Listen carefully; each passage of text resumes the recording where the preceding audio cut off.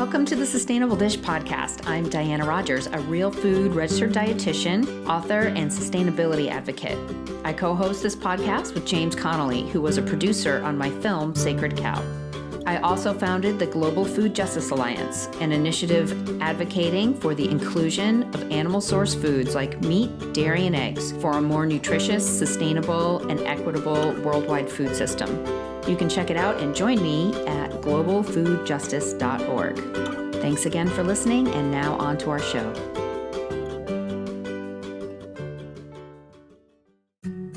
Hi everyone, Diana here, and because I'm doing so much travel for the Global Food Justice Alliance, I've dipped into the archive and selected some of my favorite shows for you in order to keep my content flowing on a weekly basis. If you'd like to keep up to date on the travel and advocacy work I'm doing, please join my growing community. You'll get access to a discussion community, ad-free podcasts, exclusive interviews, and you'll be helping to spread the word about the importance of livestock to our global food system. Visit sustainabledish.com/join, and thank you so much for your support.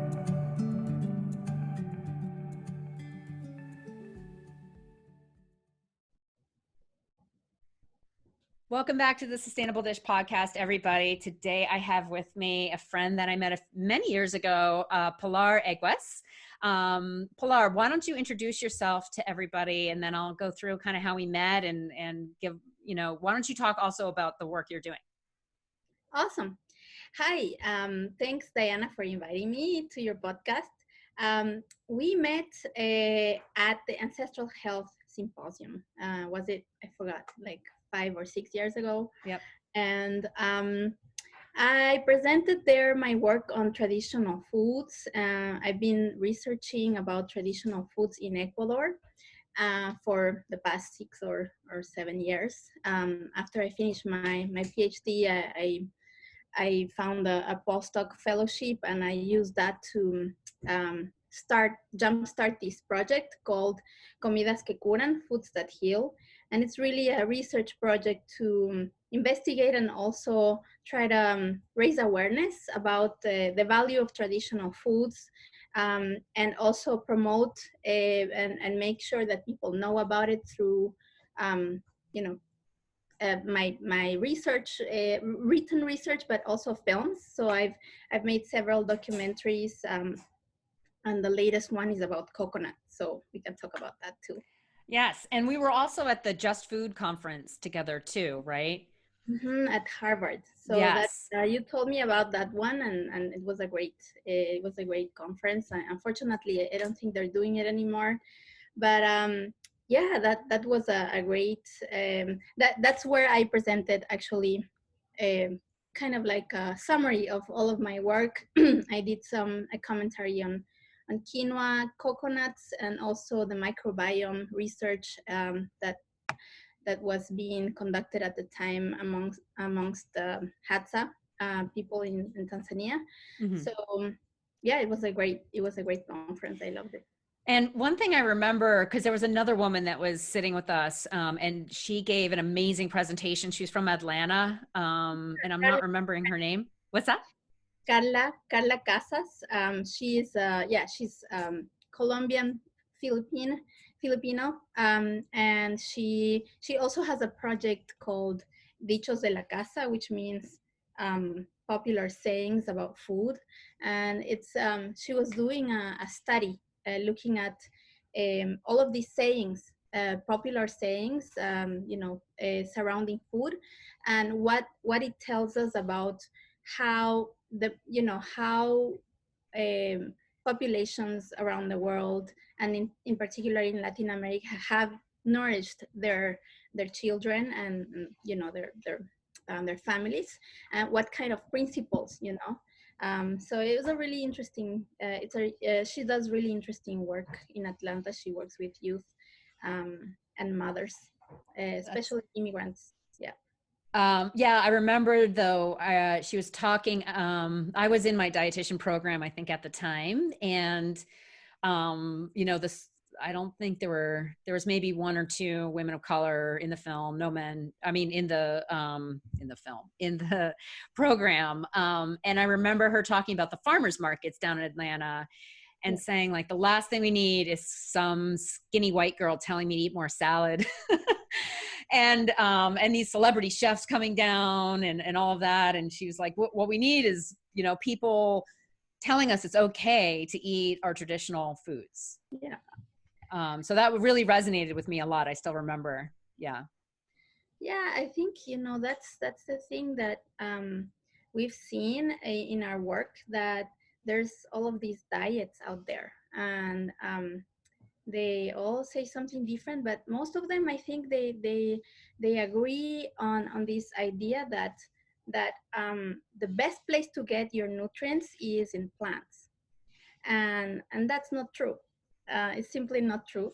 And I mean, I respect, whatever you want to do with your diet, but then, that's not okay to uh, go around and promote these ideas.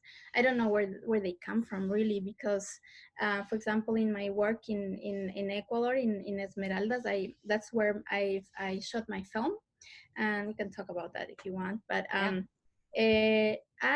found that, I mean, it was pretty amazing how, this is a area in the coast, in the north of Ecuador, and it's a tropical area. So just there's so much diversity of foods. And even before, like, as part of my research, I talked to older adults, and grandmothers, and older men, and they told me how before, this urbanization um, created the cities. Basically, this was an area where basically people hunted, and they hunted their meat, and so for that reason, they were eating so many different kinds of animals, from the mountains, or like from the land, and also from the sea.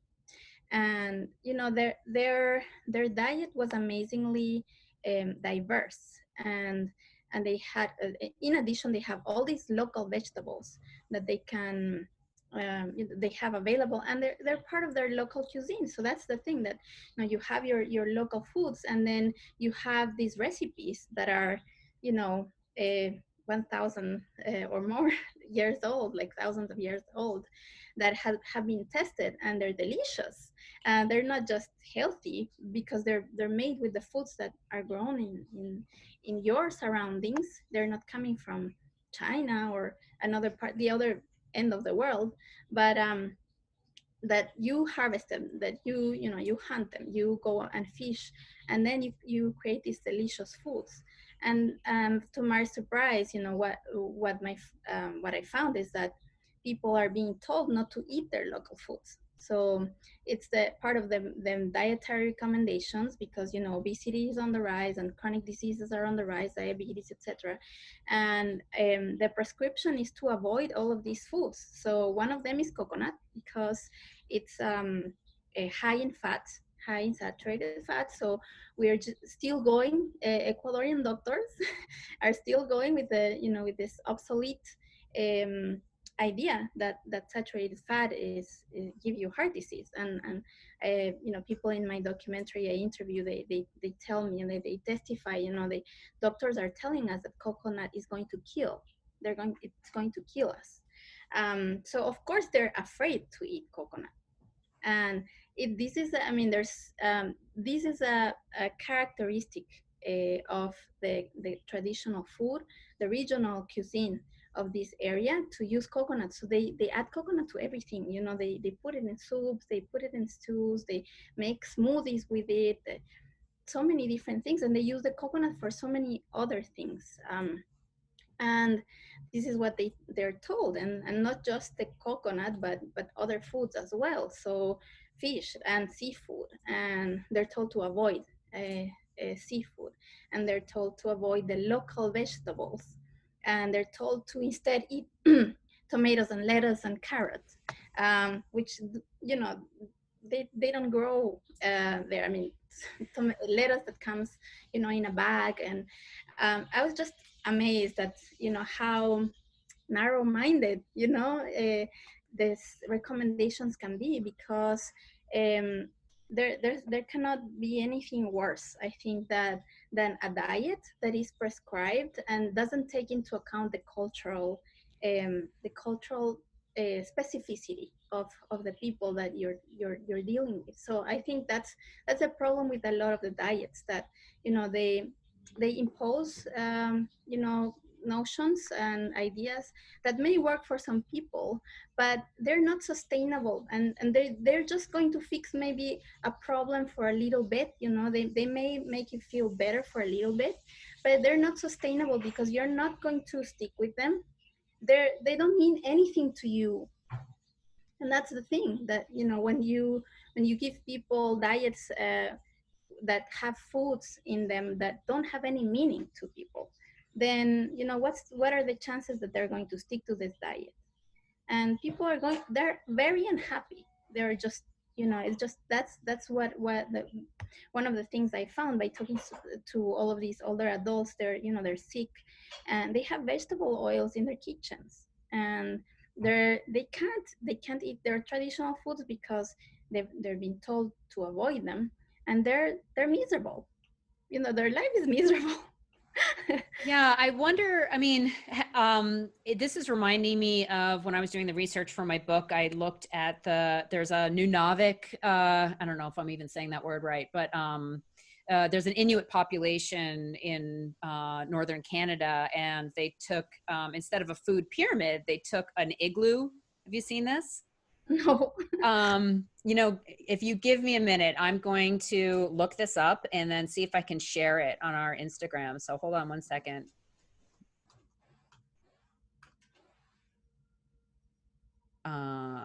Yes, here we go.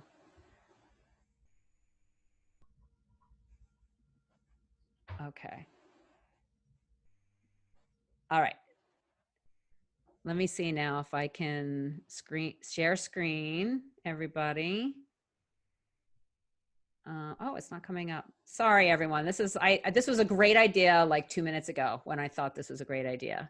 That's okay. But yeah, people come up with all kinds of strategies, but don't really work, I don't think. I mean, yeah, hold on one second. I'm going to try. I really want to share this. okay.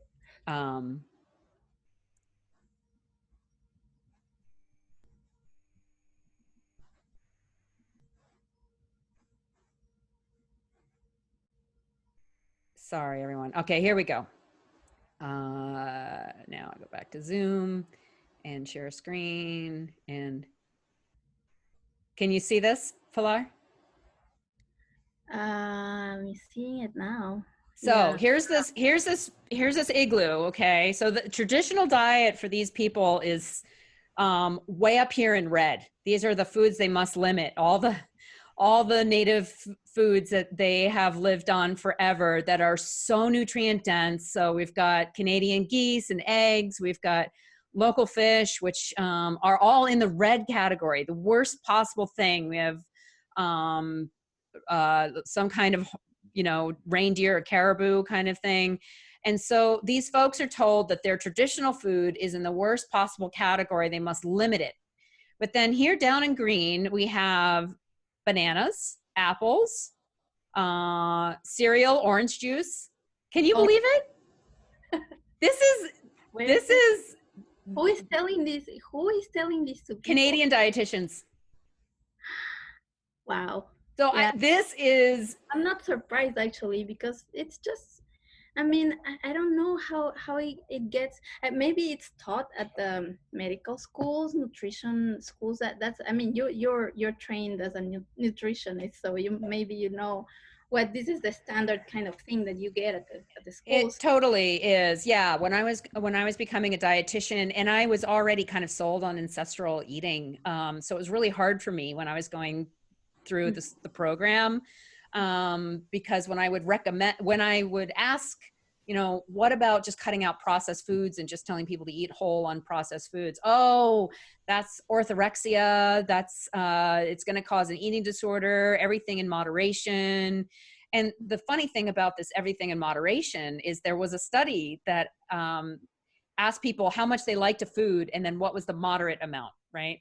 And so the more they liked pizza, for example, the more pizza was moderate, and everyone was always doing better than moderate. It's like asking an alcoholic how much beer is moderate, you know, like there is no definition of moderate, right? And so yeah, it was, you know, still must be low fat, heavy in grains, and you know, absolutely took in not into account any sort of cultural differences or regional differences with you know, how people have traditionally grown food or anything like that. So that's why I loved your documentary so much. Will you talk a little bit more about Sure. the process of making it and other things you learned?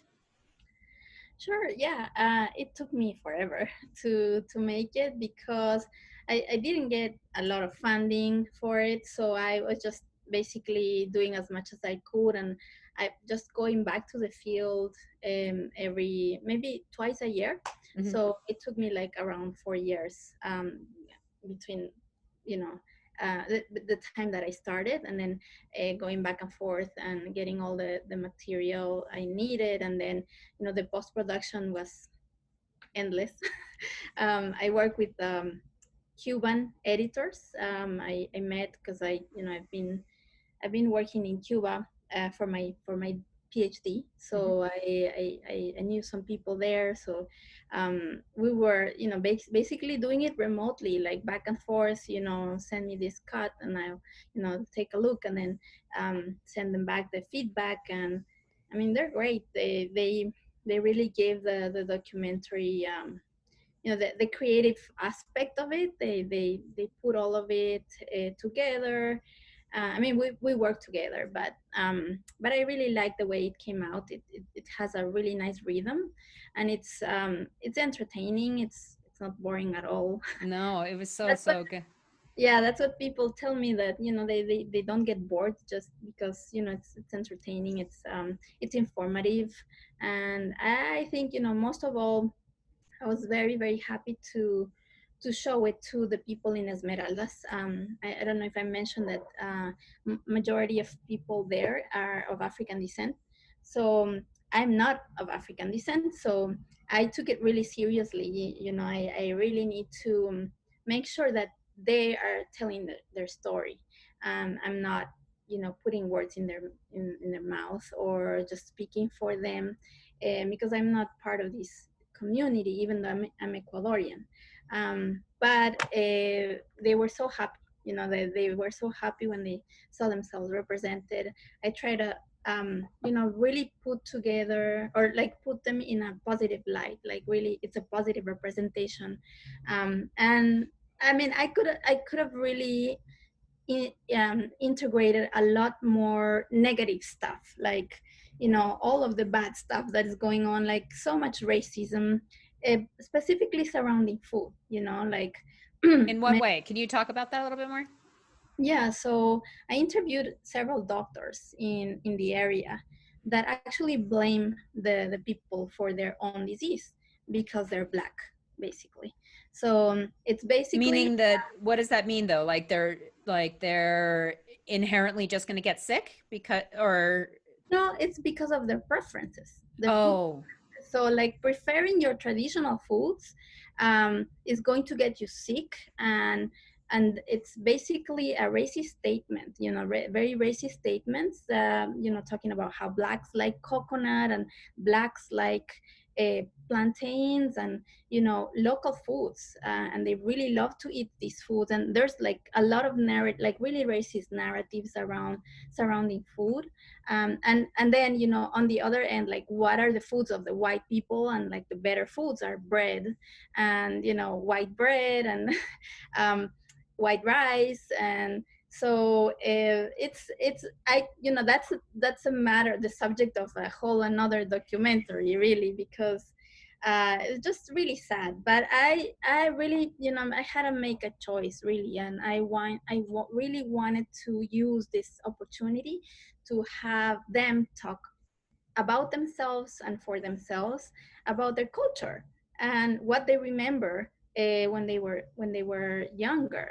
And basically what they remember is that they were eating coconut every single meal, sometimes several times a day, every single day, and nobody was getting sick. Nobody was fat or obese or um, had the diseases that currently we have. So that's that. I think that's the, that's kind of like the format, or I guess the methodology I've been using. Like, we have these older adults that, because of this demographic transition and epidemiological transition, they're living all longer lives, but they're with more disease. They're more sick with diseases, but we can actually talk to them. We can actually talk to a lot more of them. Like, I actually got to talk and interview my grandmother until she was 94 years old, and I got to learn how was her life when she was younger, and what kind of foods they ate, and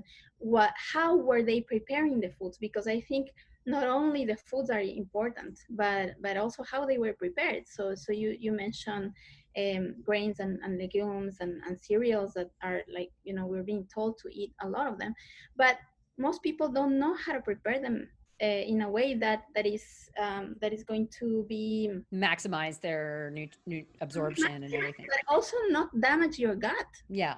because that's what happens when you eat a lot of these cereals and legumes, and your diet is like, if we follow the pyramid, basically we're going to get sick very soon, because we don't, if we are not being taught at the same time how to prepare these, like soaking and sprouting them and fermenting them, then and this is something that my grandmother did and my mom did, and all of these people used to do. So I think part of my work is also to bring to light this knowledge, the knowledge about the how they did it, not just what they ate, how they did it, not just how they prepare it, but also actually the context in which they ate. So a lot of these older adults, they told me, they emphasize a lot, like how we used to eat. You always have someone to eat with, it's we always sharing a meal with somebody, and then the moment that we are eating is a moment where we do more than just eating. We're just exchanging ideas. We're talking about how we're doing, and there's this intergenerational connection that happen during the meal time, and there's also what happens after the meal is done. We sit and chat for like 1 or 2 or 3 hours, and in Latin America we say that's the best part of the meal, because it's not really about the food, it's the conversation that follows. And what happens when we are talking is we are resting. It's part of our digestive process. It's part of, it's the moment where we are digesting our food. We need to be relaxed for that. So I think all of that matters a lot when it comes to food and culture. Really learning about where this food is I don't know, is placed, is within a context, within the culture, within the community, within the region. Also the animals are closer. The animals are, we have a lot, they had a lot a closer contact with the animals and with the environment, and as you know, that matters a lot. You mean the animals that they eat? Yeah, and Yeah. all kinds of animals, but just more in touch with the earth. Just having more contact with the outside world, and that really adds to our microbial power. We the more diverse, the closer we are to the animals. So many things that we can learn from older adults, and it's been a privilege for them to work with, for me to be able to learn from them in this way. Yeah. This podcast was made possible by my favorite electrolyte company, started by my friend and Sacred Cow co-author Rob Wolf, Element, the all-natural sugar-free powder you just add to water, which tastes great and gives you the perfect amount of sodium, potassium, and magnesium to keep you perfectly hydrated. They have a limited time new grapefruit flavor, and I've developed a recipe on my blog for the salty grapefruit limeade, and I know you'll love it. So check it out and also take advantage of Element's free flavor sample pack with your purchase. So just visit sustainabledish.com/LMNT to place your order. Remember, just drinking plain water could actually leave you more dehydrated, which is why you need to replenish your electrolytes. Element is absolutely the best tasting and cleanest option out there, and I drink it daily. So go to sustainabledish.com/LMNT to claim your free gift, and thanks. Now, you're a professor. Will you talk a little bit about where you teach and what kind of courses you teach and what really resonates with the college students that you're working with? Yeah, right now I'm not teaching in a college. I have in the past, but not right now. I'm involved right now with an organization called Red de Guardianes de Semillas, which means Seeds Guardians. They are the Seeds Guardians Network, and they're an organization based in Ecuador. And their work is focused on basically, it's very similar. They're focused on rescuing or saving the seeds of the foods that are being lost or forgotten. So there are certain kinds of vegetables that are not being cultivated anymore. They're not being grown, and because the diet has become standardized, and so we've lost a lot of diversity. So they do great work in that sense, in training other people on how to grow these foods and also saving the seeds, in order to, but they do a lot more than that. And so this past April, they were supposed to be a big festival called the Mother Seed Festival, and it was supposed to be in Ecuador, so I was supposed to travel there after I present my film in Atlanta, but then the pandemic erupted and I had to stay. And they kind of like relocated the festival, and they made it all online. So they had an amazing turnout. I don't think more than maybe 500 people would have attended there in Ecuador, but since they did it online, I think altogether for all of the workshops they offered was 17,000 people, Wow. because there were people, logging in from all over the world. And it was all in Spanish, but there's migrants all over the world. And so as part of this festival, I taught a class with Javier Carrera, who is the coordinator, and we taught a class called it would be cooking to strengthen your immune system. So basically what we taught is how to cook traditional foods, because they have all the elements that we need to have a strong immune system. And it was really satisfying because so many people participated. It was almost we created a Facebook group. There were videos and also some talks online, and it's almost 800 people that participated. And there's people from different continents. There's somebody in Turkey, an Ecuadorian in Turkey that was participating, and a lot of people from Latin America, in Spain, and I think the US also. And it was really, really, I mean, I love to do this work because it's a way to get people closer to their culture. That is very, very, it just clicks. It clicks because people are so confused about what to eat. Everybody says something different, and there's all this information out there. And I mean, that's how I was. I mean, I was really confused. I started getting sick, and I don't know why. And I start trying all these different diets and going vegan or whatever. And then, it still not works for me. And when I found, this path, because it was really a path, like it really clicked, to look at my heritage, and that's, I think, the best way to go. I think just looking at what's near you, what's growing in your surroundings, but also what's meaningful to you. So wherever you are in the world, if you're a migrant in the US or wherever, I mean, it's not just, it will not be fulfilling only to just eat the local foods. You would need to, also you need, it's a vital to prepare the foods from your country in order to, to thrive.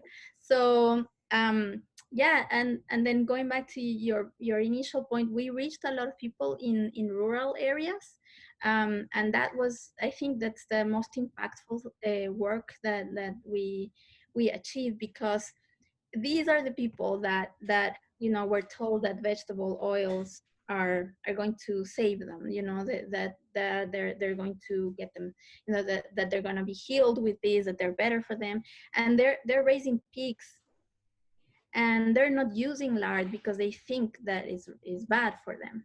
So here we come and we tell them, like, there's all this research and all this history, because people tend to look at just the studies, but the studies are just isolated in comparison to our history. If we look at our history, that's an evidence, very strong, that nobody's looking at. People forget to think about, where we come from, what our ancestors ate. And so when we come in and tell them, this is what it is, this is what's been proven throughout the history, and it's actually good for you and it's delicious. So it was amazing to see, they're all, we taught them some recipes, but also, and some, some theory, and also recipes that they could do, but they started coming up with their own, like, questions. How do I make lard? I have my own pigs. How do I make lard? I have access to, fresh milk and cream. How can I make my own butter? Instead of buying, the margarine that still doctors tell them that is better for them. So, Yeah. so in that sense, I think, it was kind of revolutionary, because nobody expected to have this turnout. And I just thinking about, what I taught at universities, and I mean, the impact that you can have is, it's nothing compared to something like this.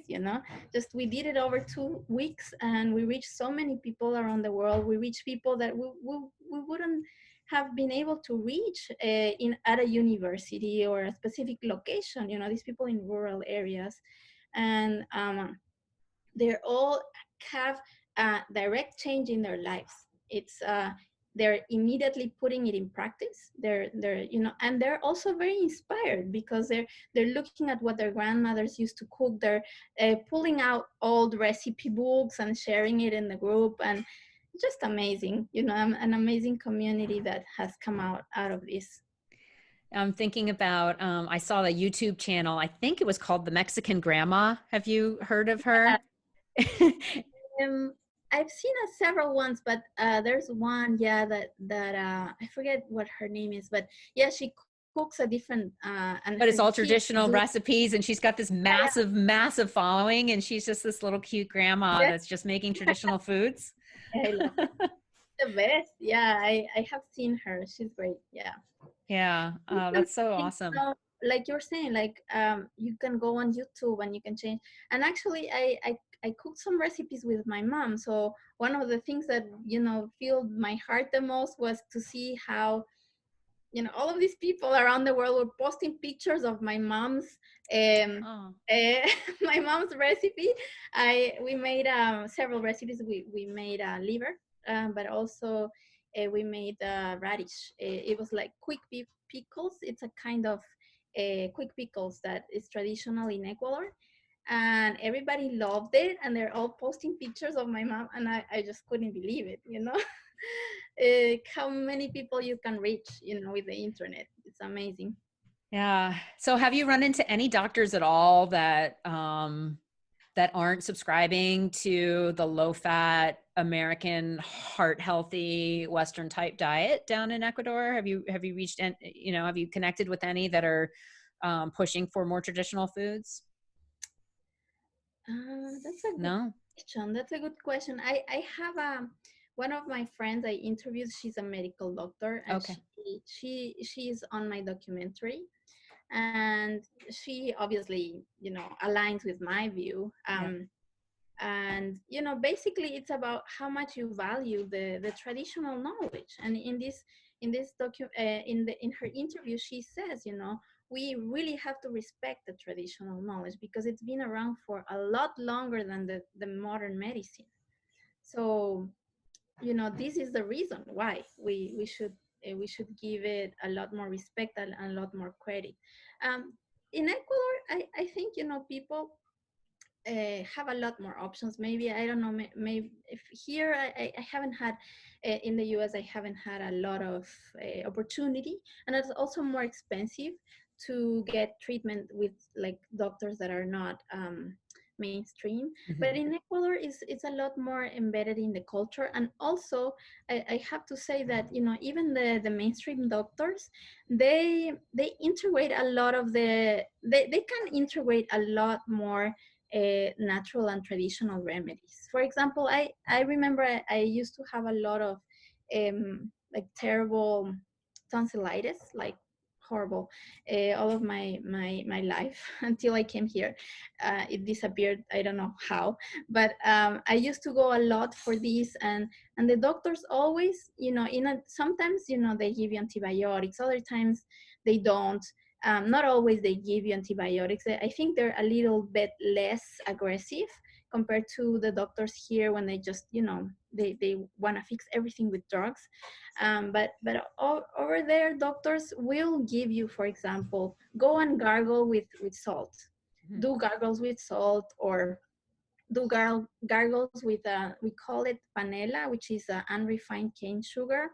And it's that's another remedy, like gargle with that, or garlic, things like that. Eat chicken soup. But for me it was a shock when I came here, and I went my first time to the hospital. I upset stomach, and I asked the doctor, should I eat something different? And he said, no, you can just eat whatever you want, and you can just take the medicine, just take the drugs. So it's very different. I think it's a lot.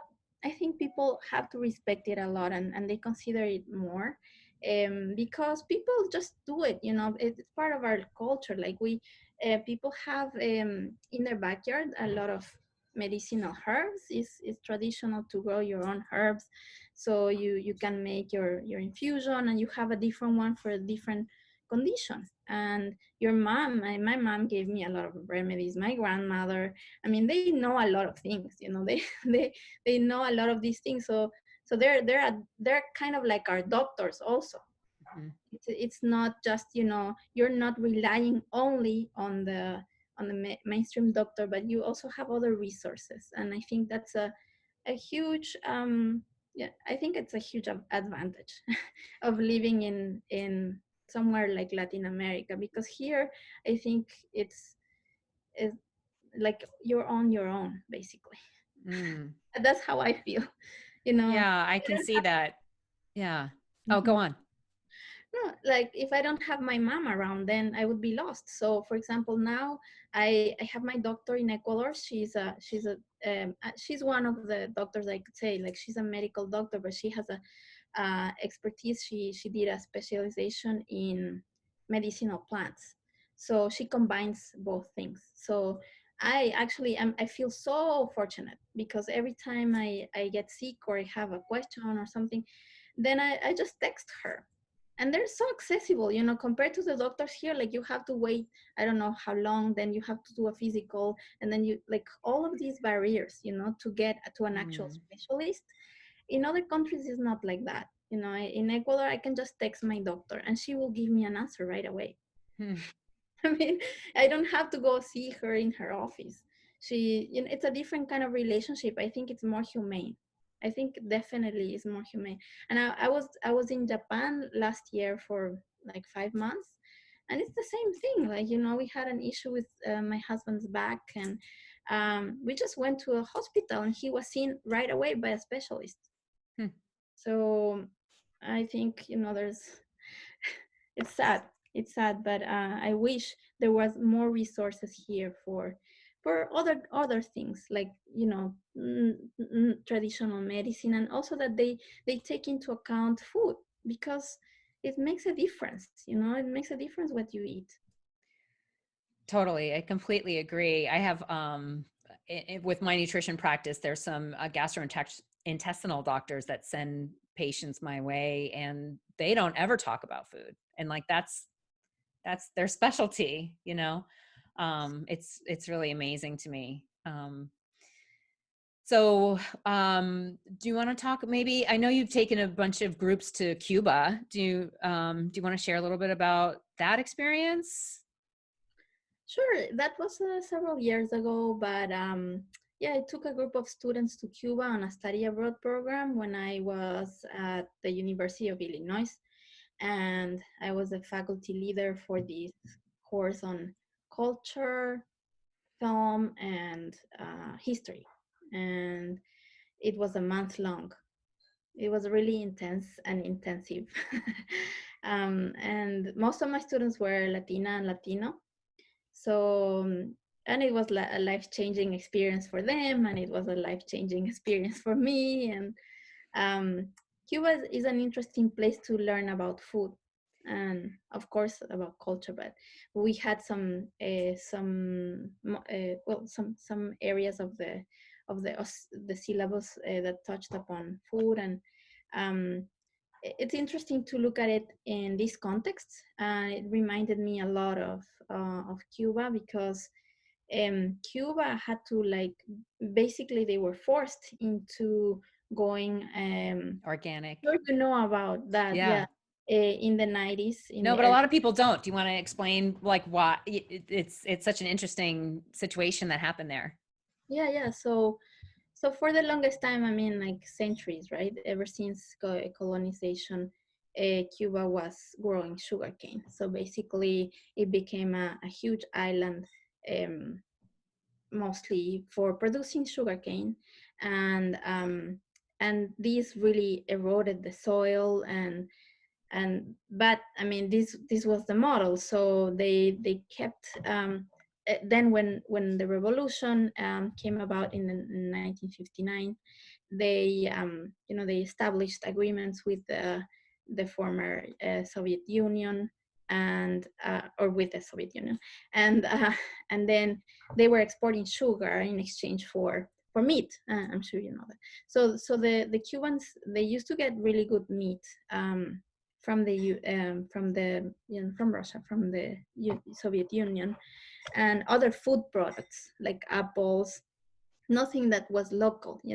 A lot of the food that they had was imported, and it was really good quality food until the crisis came about. So this is why what reminds us today, like we're in this huge crisis.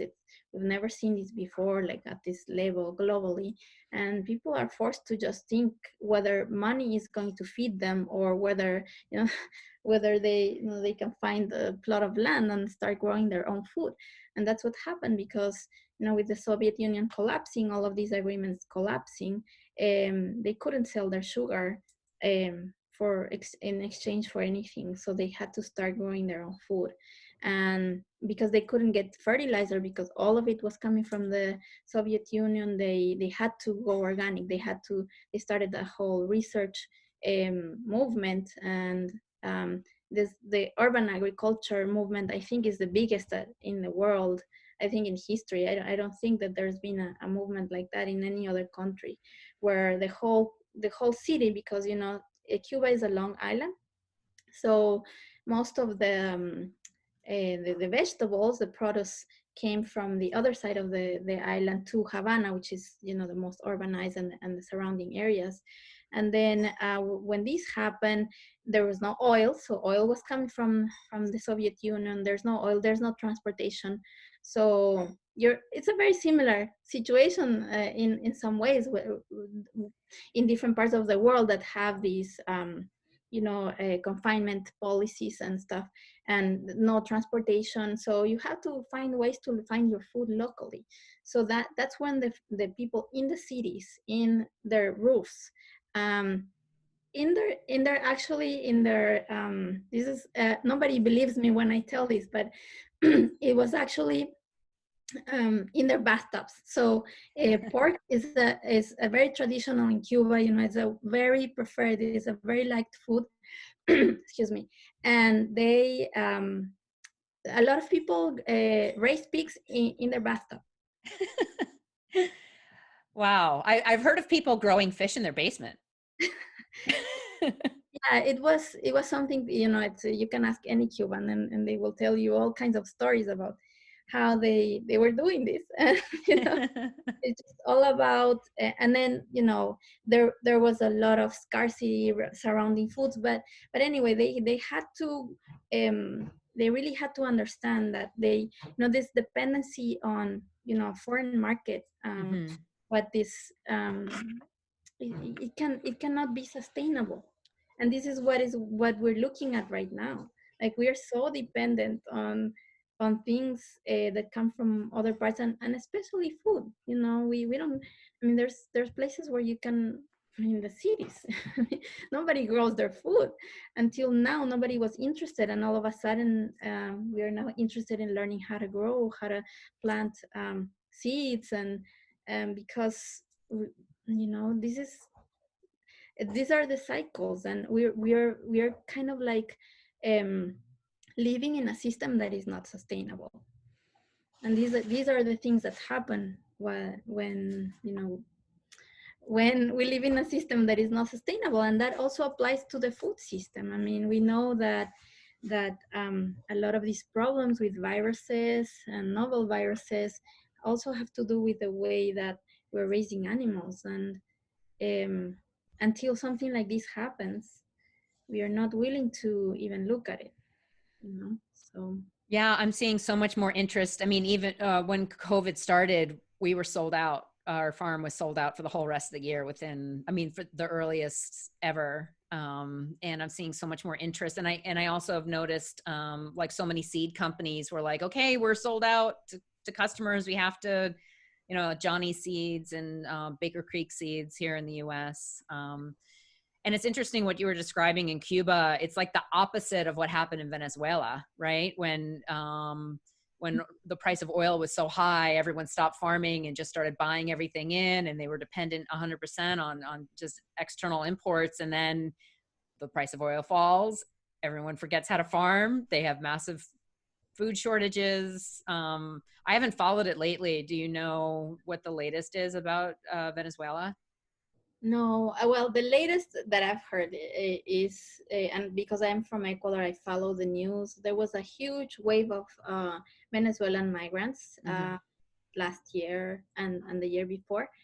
And nowadays, with this crisis, I've heard that some Venezuelans are going back to Venezuela. Ah, So that's how bad it is in Ecuador right now with okay. with the pandemic. The Yeah. hospitals are collapsing, and it's just really sad what's going on. What did you say is collapsing? The hospitals, Oh, the hospitals. yeah, first Yeah, I saw a show on it on Vice. Actually, did a really interesting piece on Ecuador and people just in the streets. I mean, do you want to, before we go, just kind of talk about? I mean, there was dead bodies in the streets in Guayaquil. I think they were. Yeah. yeah. So first, the funerary system collapsed Mm-hmm. before the Yeah. hospital collapsed. So that was a couple of months ago, maybe, when this whole thing started. Mm-hmm. Because Guayaquil was the city that first was hit by this virus, because there were some people that came back from Spain, and Spain was a big, area where this virus and the people, the cases, and so yeah, it was. What happened is that because funeraries are private, they're companies, or family owned, they were concerned of getting infected. So basically, they closed down, and so people started dying, and they didn't have the service. And this is where you realize how vital this service can be, and what happens when it's privately owned, when eh, all of the families decide to shut it. Then you're going to have a sanitary crisis. That Yeah. is what happened in Guayaquil. So it was really, really sad. And well, yeah, saddest thing is that people still deny it, especially government authorities. it's just outrageous. And then more lately is the corruption. There's so much corruption, and it's unbelievable because you wouldn't believe that anybody would be willing to take advantage of this situation, but that's what's happening. Mm. It's really sad. Yeah. Oh, well, I hope your family does okay through all of this. Yeah, luckily I haven't heard anybody in my family. They're all just hiding, hiding in their house. I mean, they have the luxury.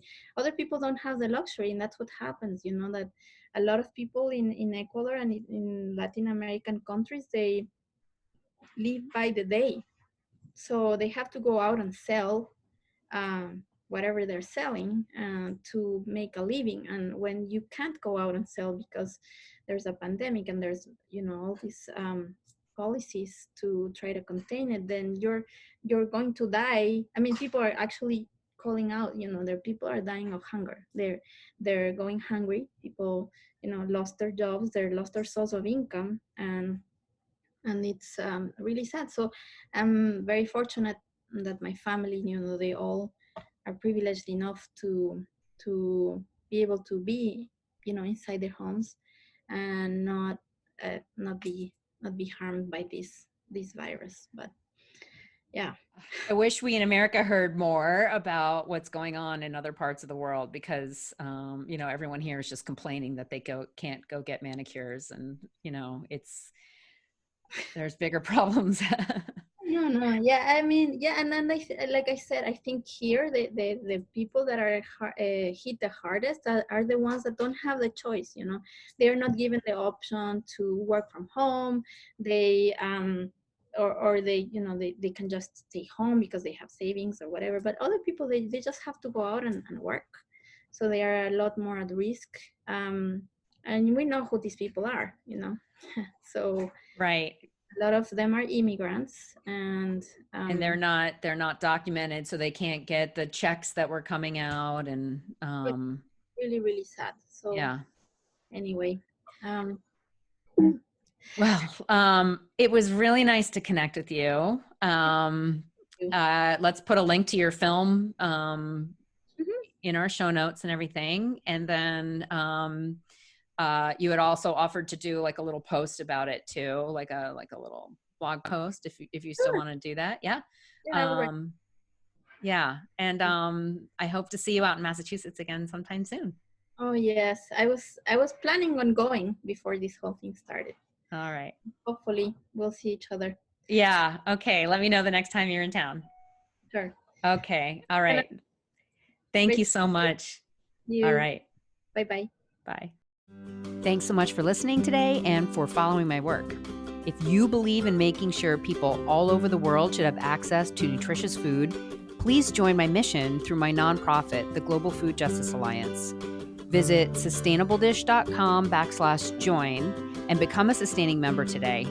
All sustaining members get early access to ad-free podcasts plus free downloads, and you'll be helping get healthy protein like meat, fish, and eggs to food insecure kids.